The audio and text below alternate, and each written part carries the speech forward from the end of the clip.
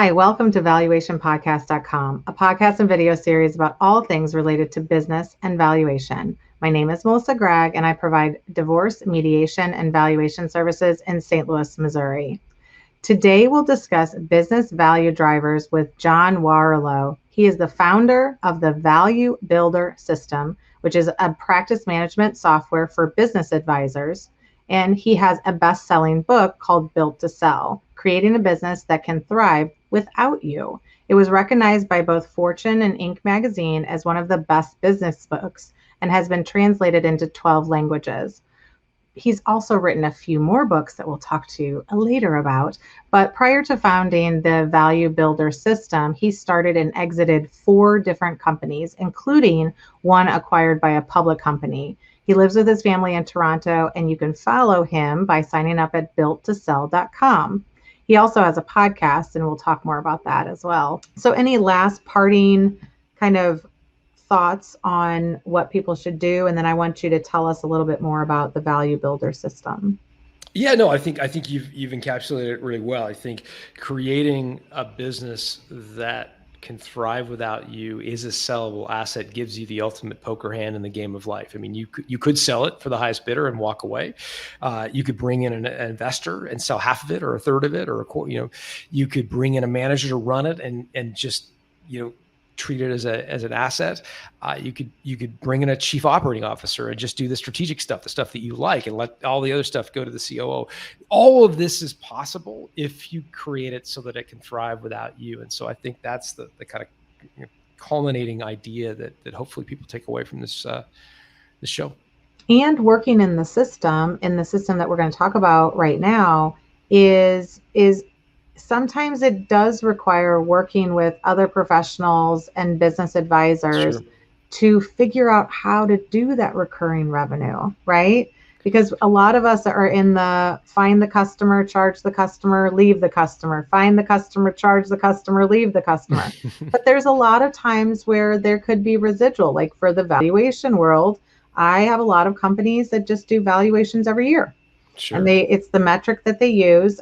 Obviously, those are lower priced, products, but they're committed, and I'm committed to doing this. Either it's transitioning over time to key employees or family members, but it's a plan and it's a process. And that's where, this is not a sales tactic. This is a lot of these things that you want to put into place take time, and they can't just be put into place in what you can't create an operating system verbally in a book about everything that happens in your company overnight. It is a process, so it's working in that process so that you are ready when those opportunities happen. And I think that, everybody, as you're watching some of this podcast, you might be like, John is really, he's got a fancy mic. He's got a nice background.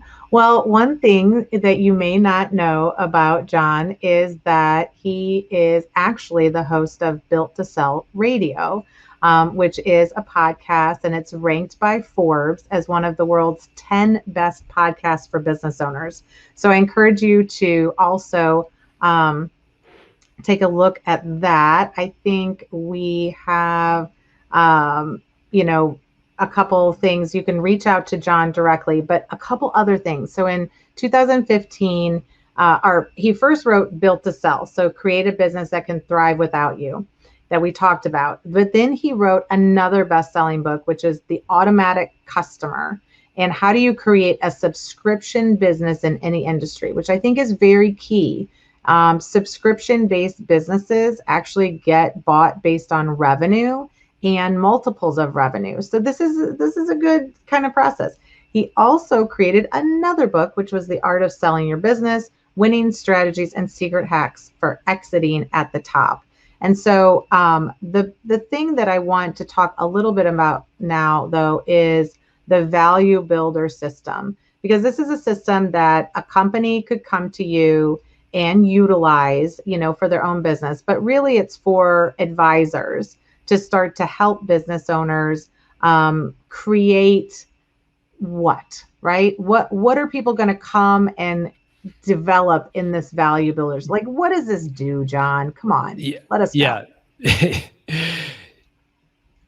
You know, our mission is to level the playing field for business owners as they approach their exit. Like that's what we do, right? And to have a big impact on the world, we know we need partners. We need people who share our mindset, share our sort of philosophy of being in the owner's corner. And so we license our software and the corresponding content to professional advisors. So accounting firms, M&A firms, business coaching firms, consulting firms, and they use it as a way to talk to their clients, the business owners they work with, about value.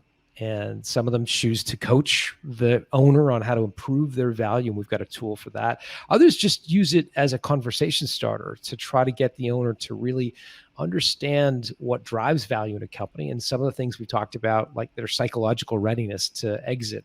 And so it's a practice management software that we license to advisory firms, typically boutique advisory firms. We've got firms all around the world, about 1,000 of them around the world that are partners and give us reach around the world. So if a business owner is listening to this and wants help, we can connect them to an advisor. Just go to valuebuilder.com and we'll get you set up with a certified value builder. Well, and the other thing that I think would be a little, maybe of interest is that when we first started the podcast, you talked about like how do you look at these drivers, compare it to your company, and then how do you move up and get more price when you go to sell? And so and these are the metrics, because again, this isn't an arbitrary these are the 8 builders and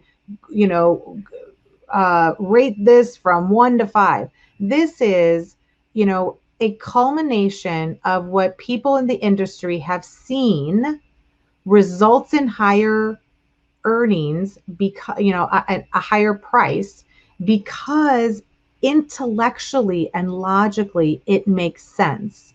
The less reliance you have on the business owner, you should get more money for that company. And so you just have a process that says, okay, let's look at all of these things and see how you rank compared to other people. That's and right. What they've sold for. So that's a little bit more to me for the business owner and even the advisor.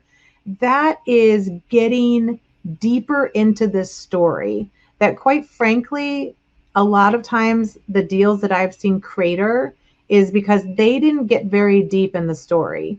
And some little tiny little frog, nasty little skeleton snuck out, and part of the story emerged, and everybody was like, whoa, that's a bad part of the story. Why didn't we know about that?